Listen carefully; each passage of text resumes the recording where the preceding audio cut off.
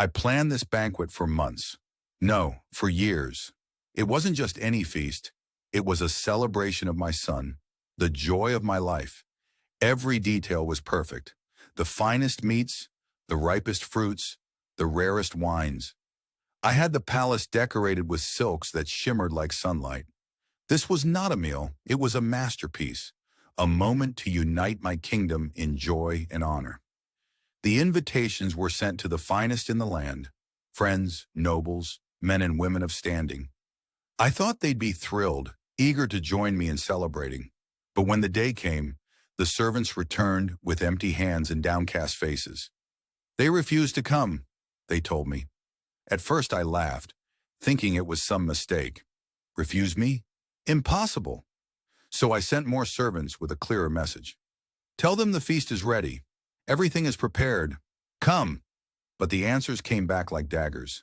I just bought a field. I have to inspect it. I purchased oxen. I need to try them out. I just got married. I can't make it. Excuses. Feeble, hollow excuses. They didn't even try to hide their indifference. They didn't care about me. They didn't care about my son. Anger burned in my chest.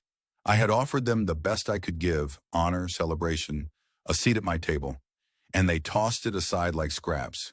I won't lie. For a moment, I wanted to cancel the whole thing. Why prepare a feast if no one appreciates it? But then I remembered, this wasn't just about them. It was about my son.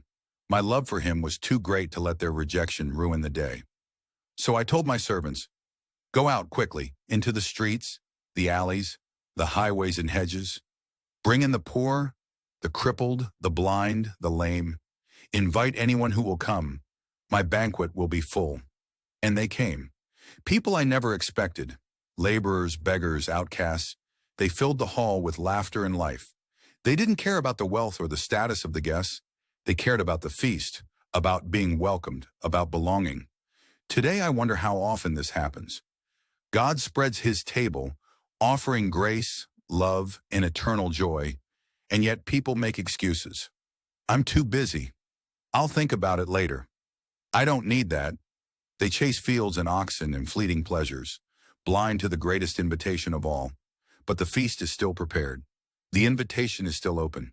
The question remains, will you come, or will you let the moment pass you by?